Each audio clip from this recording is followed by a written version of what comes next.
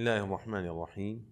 الحمد لله رب العالمين، وأفضل الصلاة وأتم التسليم على سيدنا محمد وعلى آله وأصحابه أجمعين حق قدره ومقداره العظيم. السلام عليكم ورحمة الله تعالى وبركاته، أيها الإخوة، أيتها الأخوات الكريمات. نتابع بتوفيق الله سبحانه وتعالى مع موضوع هو أسمى موضوع نتحدث فيه دائما وأبدا، ألا وهو حب الله سبحانه وتعالى. وكنا ختمنا حلقتنا الماضية بأن لحب الله عز وجل علامات أو إمارات. كيف يمكن لي أو لك أختي المسلمة أن نعرف أننا حقيقة نحب الله أم لا؟ فهناك أمور لا بد أن نقف عندها. قلنا الأمر الأول هو امتثال أمر الله سبحانه وتعالى. الأمر الثاني اجتناب منهياته. لا يظنن المسلم أبدا أن حب الله عز وجل هو مجرد كلام، أنا أحب الله وانتهى الأمر. لا. قال ابن أبي الشمقمق وقيل غيره: والدعاوى إن لم يكن عليها بينات فأصحابها أدعياء. كثير من يدعي، ولكن الأمر ليس بالادعاء. أنا أحب أن أعرف نفسي إن كنت حقا محبا لله تعالى أو مدعيا. إذا أمرني الله سبحانه وتعالى بأمر ونفسي أرادت غيره، يا ترى أسارع لتنفيذ رغبتي ورغبة نفسي أم أسارع لتنفيذ أمر الله تعالى؟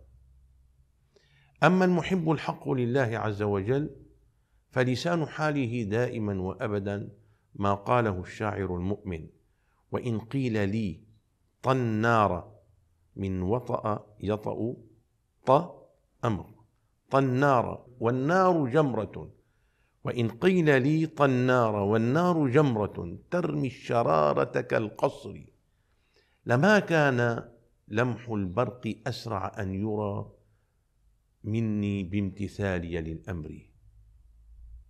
المحب لله عز وجل أمر الله عنده مقدم على نفسه، مقدم على رغبته، مقدم على الدنيا بما فيها. هذا هو المحب الحق لله عز وجل. إذا كنت محبا لله تعالى، هل أدركت كم أمرا أمرك الله عز وجل به في القرآن الكريم؟ وأنت أيتها الأخت المسلمة، هل حاولت أن تعرفي كم نهيا نهاك الله سبحانه وتعالى عنه في القرآن الكريم؟ نحن لم نتكلم بما أمرنا به رسول الله صلى الله عليه وسلم أو نهانا عنه، لا، نحن لا نزال في حب الله سبحانه وتعالى. فالله تعالى أمرنا كما قال بعض أهل العلم ب1000 أمر في القرآن العظيم، ونهانا عن 1000 نهي، وبمقدار ما نمتثل الأوامر ونجتنب المنهيات بمقدار ما نكون حقيقة محبين لله تعالى. عندنا 2000، نفذنا 20 فقط، فالنسبة 1/1000. 1/1000. أين الحب لله تعالى؟ كما كانت تقول السيدة رابعة العدوية أو غيرها، قال: تعصي الإله وأنت تظهر حبه، هذا لعمري في الأنام شنيع. أمر شنيع أن تدعي حب الله وتخالف أمره، وينهاك عن أمر وتأتيه. كيف تكون أنت محبا لله عز وجل؟ وكيف تكونين أنت محبة لله عز وجل؟ أمرك أن تستري رأسك، أنت تسترين رأسك في رمضان وفي غير رمضان. عادت حليمة إلى عادتها القديمة.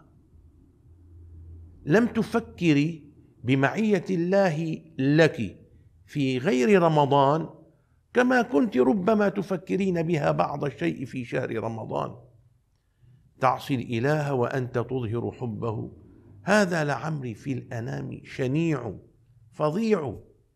لو كان حبك صادقا لأطعته، إن المحب لمن يحب مطيع.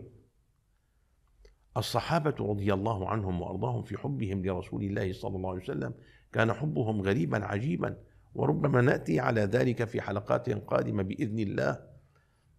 المحب الصادق فيهم ما كان يتردد في أمر رسول الله صلى الله عليه وآله وصحبه وسلم. إذا أردنا أن نوسع الحلقة أكثر، لو نظرنا إلى أهل الحب الناقص، من كان يحب امرأة أو يعشقها أو كذا، ربما تأمره بأمر تنوء به عنقه، ومع ذلك يتكلف ويتحدى ويتعدى الصعاب في سبيل أن يحقق لها ما طلبت منه، وهو حب ناقص مسؤول عنه بين يدي الله تعالى يوم القيامة. فأين أهل الحب، أهل الكمال، أهل حب الله عز وجل؟ أين هم؟ والله تعالى يقول لهم بأمر الصلاة، بأمر الزكاة، بأمر كذا، أقيموا الصلاة وآتوا الزكاة، أو يقول لهم سبحانه وتعالى في النهي ولا تجسسوا ولا يغتب بعضكم بعضا. ومع ذلك نرى من يدعي الحب يقصر في الصلاة، يقصر في العبادات. نرى من يدعي الحب يقع في الغيبة، يقع في النميمة. هل هذا هو حب الله تعالى؟ أين؟ إن المحب لمن يحب مطيع. اللهم اجعلنا ممن يستمعون القول فيتبعون أحسنه. إلى لقاء قادم بإذن الله تعالى، والسلام عليكم ورحمة الله تعالى وبركاته.